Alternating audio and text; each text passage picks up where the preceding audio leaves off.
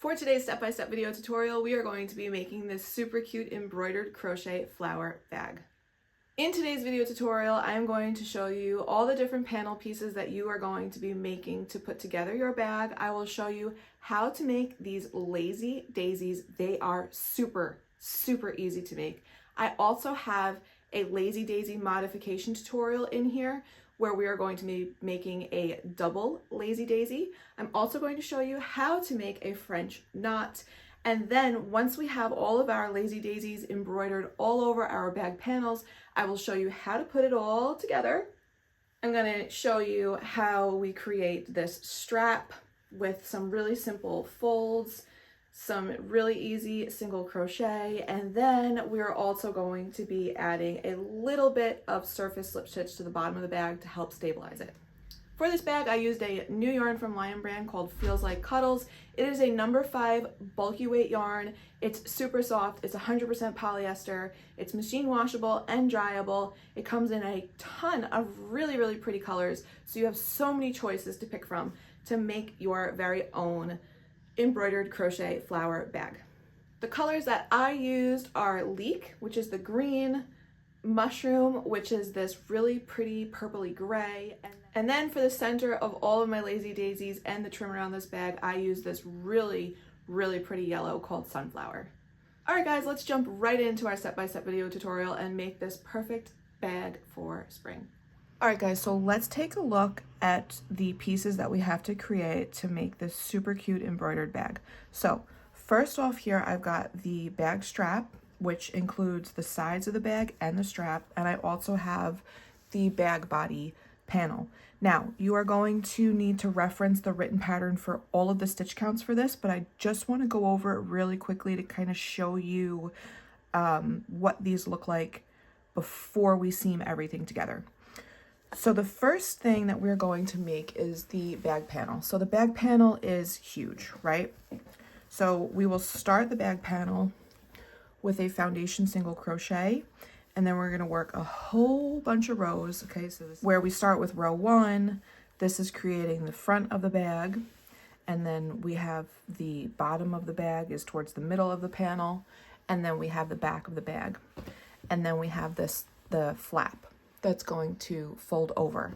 So if you notice, one thing that you're going to have to be mindful of is that we step in our stitches to create the front flap of the bag.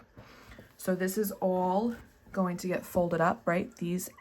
The first row that we start with is going to line up with these stitches that we set in, and then this is the flap of the bag. Now, one thing that I'm playing around with right now is, oops, oh gosh, I didn't finish this off. I'm going to tell you why right now.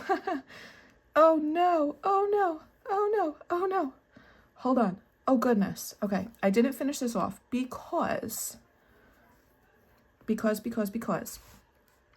when this is together with the sides of the bag here, this flap only comes down just a little bit because I was running out of yarn. So what I'm trying to decide right now is, do I extend this with one of the other colors that I'm going to be using to embroider with? I'm kind of playing around with that right now. Not really sure which direction I'm going to go in, but we're probably going to do some sort of extension here with one of the other colors. I just don't know specifically how I want to do that yet. I'm still playing around with it. But again, that will be in the written pattern. This one big panel creates the front, the bottom, the back, and the flap of the bag. This panel, okay, this funky shaped thing is actually the sides of the bag, okay? And then the strap. So what we do here is we start on one end with 7 foundation single crochet stitches, then we increase to 9, and then we increase to 11, and then we increase to 13, and then we work those 13 stitches up for a while before we then decrease in, work a few more, decrease in, and then we work the strap for a whole bunch of rows until we increase out, work down, increase out, down till we get to our 13 stitches again. We work the same amount of rows that we did on the other side, and then we decrease from 13 to 11 to 9 to 7, okay? So that this is symmetrical. What we will do is this first increase on the one side and the last increase on the other side, right? This section right here, so not where this decrease is, this section is where we will be seaming to this section. All right, guys, let's jump in and make some lazy daisies. So I have been embroidering all over my bag panel. They look so cute. They totally remind me of the SpongeBob flowers. If you guys have kids or if you grew up with SpongeBob, they just remind me of the flowers that are in the background, don't they? Anyways, these are super easy to do. I have been playing with a ton of different techniques to try to create some flowers. So mine are kind of all over the place, but I'm going to show you what I have found to be the best way to create these lazy daisies and to do a little bit of a modification on them for what I am calling a double lazy daisy, to get ones that have a little bit more I don't know, what would we call this? Just a little bit more depth to the flowers, not so sparse like these ones. All right, so to create these lazy daisies, what I have found is that 36 inches seems to be the perfect length of yarn to work with, where it's still manageable, but you can still create one of these larger lazy daisies. And then if you want to make the double lazy daisy, then you have to thread on another 36-inch piece of yarn. Now, a little trick that I like to use when threading my darning needle is when I'll take the yarn and I will put it over the needle like this, pull it nice and tight, and then pop it through the hook. This way, pop it through the needle. This way, then you're not fighting with all these ends. So let's make our first lazy daisy. I am going to come over. See, I've been making some on my front flap too. I haven't added the yellow centers yet, like I did on these ones. I'm going to show you how to do that as well. I believe this is called a French knot. I'm not sure if I'm doing it properly. I'm kind of struggling with it a bit, but I'm going to show you guys how I'm doing it and a little trick that I've been using to secure it better than what I've seen in other tutorials that I've tried to look up. But before we get to creating the centers, let's hop on over and do a lazy daisy first. So to do a lazy daisy, the first thing you need to do is thread your darning needle. Then, working from the wrong side of your bag panel, you are going to bring your hook up from the back to the front, okay? Leave yourself a long enough tail so that this way you can kind of hold on to it with your fingers back here, and you also want to be able to tie this off. So I think, about a finger's length is good to leave. Then what you are going to do is you are going to create a loop. Pinch this down so that you don't lose it. And from the same space that you came in from the back of your work, you are going to put your darning needle and come through from the front. Do not pull this loop all the way through, okay? So that's creating your first petal. What we need to do is we need to anchor it. So you're going to have to come from the back of your work, find another space between some of your single crochet stitches, right? See my hook right here, see my needle right here?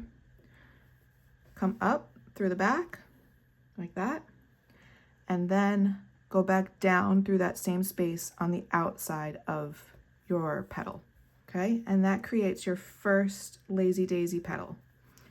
Make sure that you're not tangling up and catching back here. Come back up through that same center stitch that we are using for the beginning of the lazy daisy. You can kind of adjust as you need to. This is the tricky part, like getting the hang of keeping a good tension and, not catching the yarn and making sure that your petals lay evenly.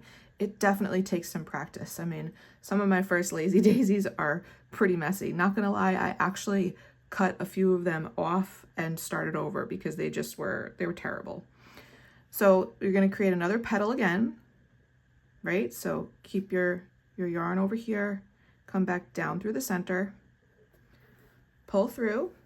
Sometimes these want to twist, which is fine. So just, adjust and make sure everything lays nice and flat, because when they do get twisted up, then they look a little bit funny. And then what I've found to be easiest is like once you get that loop, like I was planning to go here, but this one seems to want to stay this way. So if that's where it wants to lay, that's where I'm going to let it go, because that means that's where the yarn is just kind of naturally wanting to fall, and your lazy daisy is going to be better that way. So then where your loop ends, find a single crochet to come up and through, inside of your Lazy Daisy petal, and then come back down from the front of your work to the back of your work in that same space to anchor your petal on your Lazy Daisy. Don't pull too tight, because if you do, look what happens. You know, it kind of pops in there. Unless you want your Lazy Daisies to look like that, but I want mine to have a little bit more of that petal shape, so make sure that's nice and loose and the tension on that is good. Come back up again through the center of your Lazy Daisy. Make sure you adjust your yarn on your needle as you need to, so that this way you're not getting caught in the back. Create another loop, back down through the center of your Lazy Daisy to the wrong side of your bag panel. Again, kind of tug and pull and adjust as needed.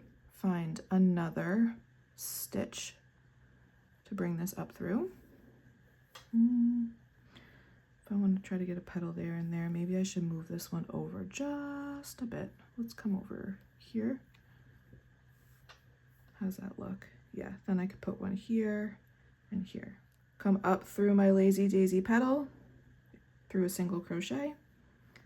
Come back down on the outside of the Lazy Daisy petal, through that same space to anchor it. Come back up through the center of your Lazy Daisy.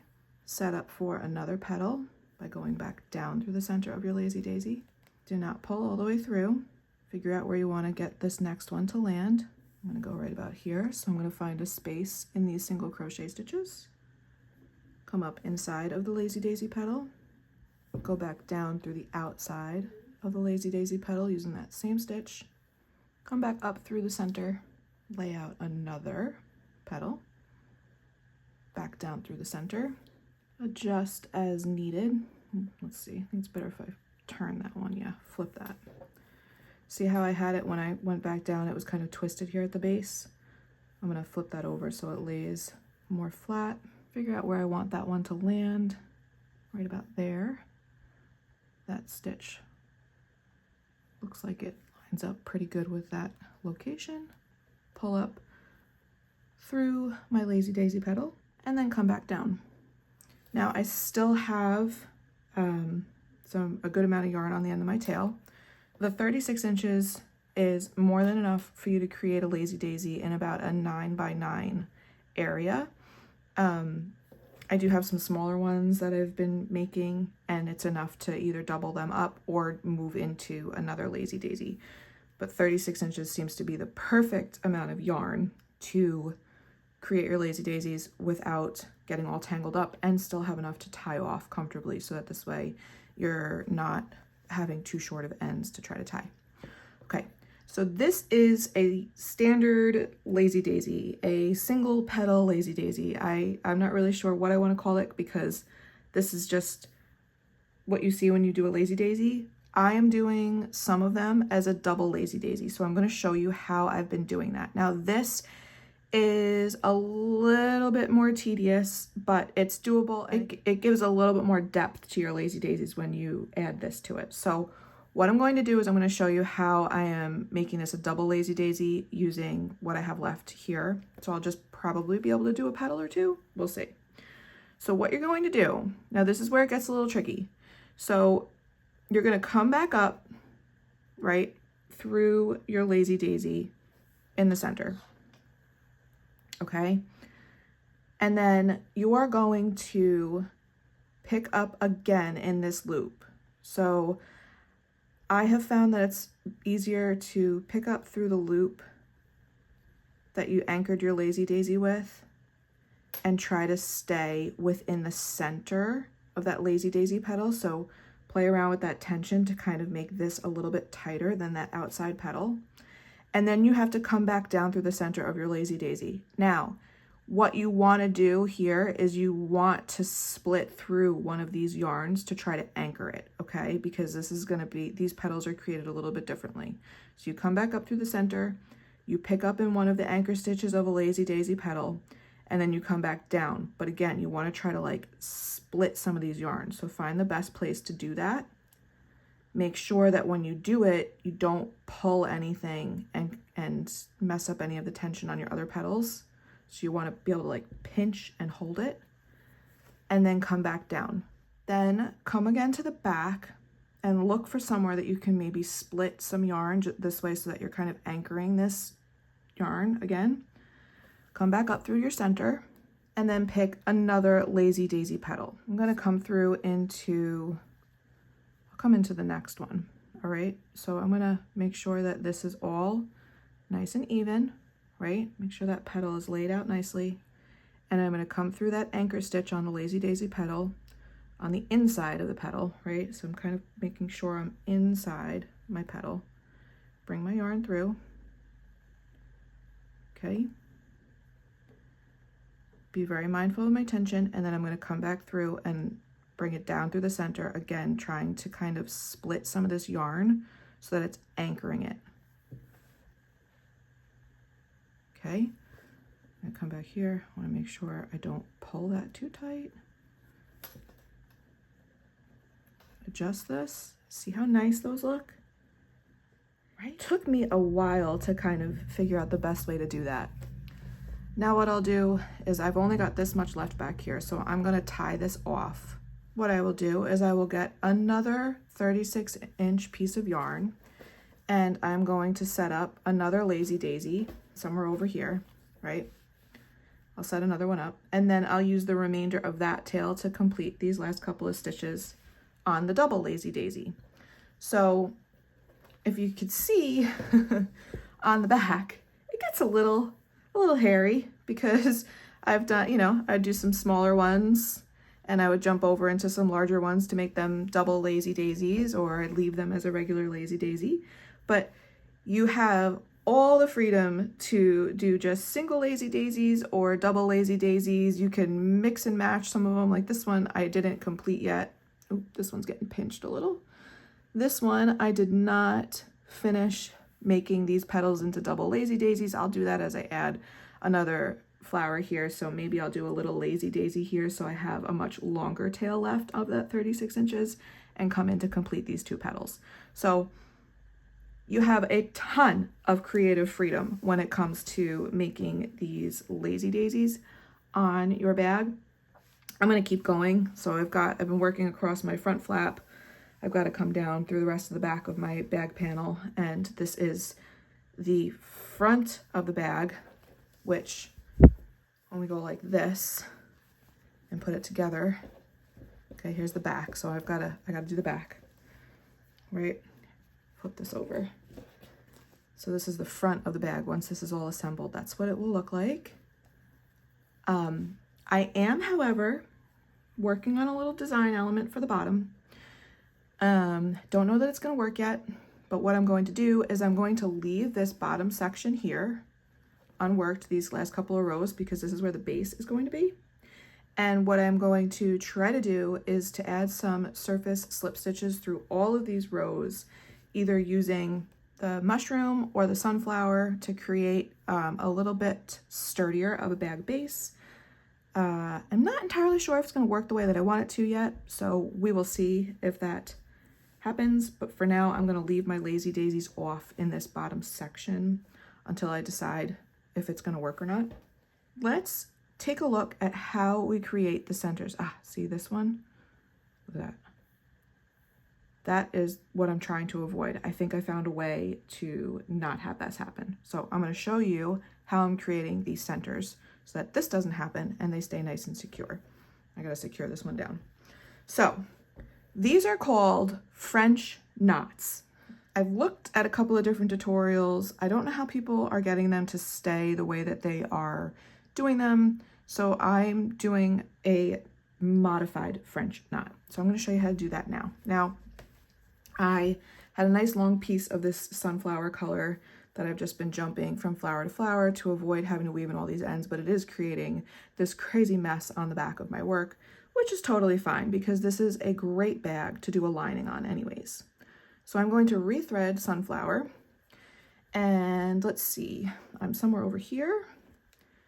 So I'm going to try to do one, if I'm here, what's this one? I'll do this one because this was the last one that I did. So to do a French knot, you are going to thread your darning needle with your color sunflower or whatever color it is that you're using, you are going to come up through the center on the back of the lazy daisy that you want to create your center French knot on. So I've got my darning needle through this one. I'm going to pull this yarn through. Again, I'm going to make sure that I don't make it too tight because I don't want to have any bunching on my bag. And then what you do is you take your darning needle. So here's the whole thing. It's threaded this way. You're going to take your darning needle, and where it's coming through, you are going to wrap your needle with the yarn. So I've wrapped it 3 times. I'm going to do a 4th time. Okay. And then you're going to take your darning needle with all this wrapped around it, and you're going to insert it back through the center. Okay. Pull this all the way through, right? And then it creates this cute little nub. Now that is a French knot. Some of mine seem to be coming undone. What I have been doing is coming back up through the back in the center of my lazy daisy, right? Kind of trying to be right next to it so I can hide it. Pulling this through like this, and then inserting my needle through that center twist that we made, right? To then pull this back down to anchor it. See that? I'm going to come back to this one and try to see if I can save it. So I'm going to come back through this one where it seems to have popped. Bring my darning needle up through the back.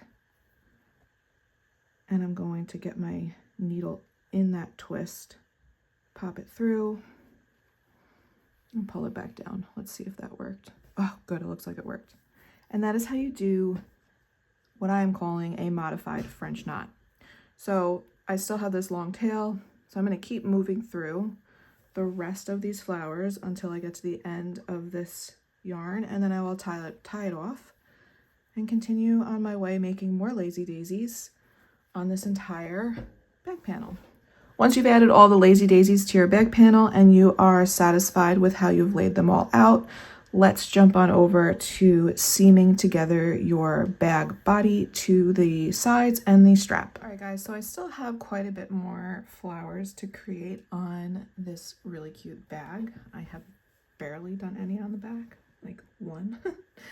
But what we're going to do now is I am going to show you how it is that we are going to attach the sides of the bag to the bag body, because we're running out in a little while and I want to take this with me in the car. So I just kind of want it all put together, and then I'll continue embroidering my flowers as it's one piece. So you've created your bag body, you have put all of your lazy daisies on, and you have made your bag side and strap combo piece right here. Okay, so to attach this, what we are going to do is, using the sunflower color or color B in the pattern, we're going to open up our bag body, and we are going to start from row 1 of the bag body. Okay, let's bring this around so that the right side is facing us like this. All right, and then take your bag strap. All right, and remember we started at the bottom here with our 7 single crochet and increased and worked our way up to 13, and then after all of our rows we decreased, did a few rows and decreased again. We are not attaching at this decrease, we are attaching at this first decrease. So with the right side of your bag facing you, you are going to insert your hook into this first stitch of row 1 on your bag body. You are then going to insert your hook into the decrease stitch of the bag side, okay? Not this second one up here, this first one that we created. So when we jumped from 13 to 11, in that decrease, that's where we're going to attach our yarn. So we're bringing these 2 sides together. Grab your color B or sunflower, put it over your hook, and draw up a loop. I'm then going to yarn over and draw up another loop. I'm going to use my tail to pull that tight, and then I'm going to place a single crochet in that same space using those row ends. And now we're working this with our right sides facing because we want the front of the single crochet, the right side of the single crochet, to face outward on our bag. So now what we're going to do is we're going to line up our row ends on the side. So if you could see here, your row ends lining up. So it's very, very important that we line up these row ends so that our bag sides are nice and even. So I'm going to insert into the side of my next row end and insert into the row end of the corresponding stitch behind on the side panel for the bag. Bring my yarn through and create another single crochet. Come into the next row end, make sure I'm lining up with the one behind, and create another single crochet. And now we're going to do that all the way down, okay? So make sure you're lining up those row ends properly. We don't want anything to shift because otherwise when we get to the end of the bag for attaching these sides, they will not be lined up properly. Make sure that you keep an even tension in these stitches as well, because we don't want any pinching or puckering to happen on this side seam. Also, make sure to reference the written pattern. The free pattern is linked below in the description. So I'm coming down to the side of the bag where we have these increased stitches that we created. So you're going to continue working in your row ends the same way that you have been. So, but when you do this, you're gonna kind of have to like turn your bag body around this side piece because we're gonna be now coming around to create the bottom of the bag. So it's like we're curving it around. Just as long as you keep those row ends lined up, you will not have a problem here. Just make sure you keep them all nice and even. Okay, so now I'm coming to where I have my foundation single crochet. Each row end will correspond to a foundation single crochet stitch. So you're gonna be using 7 row ends across this bottom to attach your 7 foundation single crochet stitches. Along here, sometimes it can be hard to see where your foundation stitches are.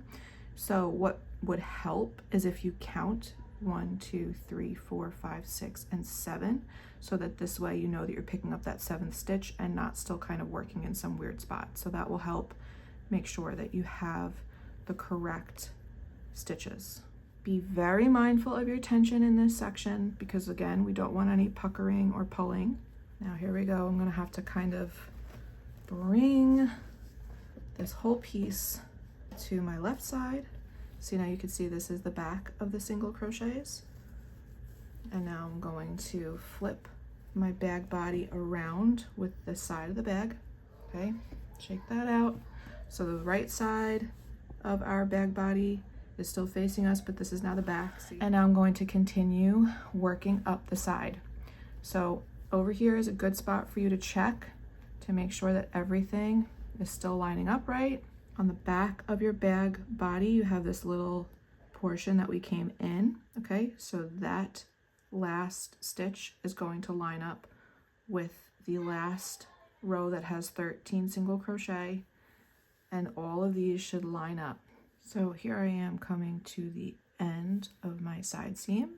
So I'm picking up the last stitch of my bag body and that increase stitch of the bag side, and that completes the side of our bag. Now what we're going to do is we're going to come along this edge here, work down the side, and then around the front, and then we'll continue to come around for the other side of the bag. So I'm going to place 2 single crochet in this little slip stitch here.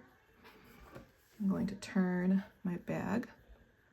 I'm going to single crochet in this next slip stitch, and then I'm going to single crochet in this space. So this first single crochet that's placed for the next row, I'm going to single crochet there. And now I'm going to work down a single crochet in each row end of the front flap of the bag. Again, all of this should be done with the right sides facing you of your bag body, so that this way the front portion of the single crochets is on the right side of the bag as well. We want to make sure we have a nice clean edge. Okay, when you reach this corner, you're going to place 3 single crochet so that you could turn nicely around without creating any pinching or puckering there. Turn your bag, and now single crochet down this last row that we created for the bag body. Okay, when you reach the end of your row, you're going to place 3 single crochet in that last stitch to create your corner. Turn your bag body and come back down the other side of the front flap of the bag body. Make sure you work evenly in the row ends. And when you get down to the end, you're going to place a single crochet in the same stitch as that first single crochet where we have the short row. You're going to place 2 single crochet in those skipped single crochet from the last row in your bag body. Now we are going to attach the other side of our bag. So come on over here, get your strap, pull it all the way out. Make sure you don't twist it, okay? So I'm gonna bring it up and over. I'm gonna come here. I'm gonna find that last stitch of this when we've come down this way. Now this is the increase side, right? So we increased here, did a few rows, and then increased again to get back to those 13 stitches. You are going to pick up in your row end. Make sure that your yarn is in the right position so that we don't get tangled up.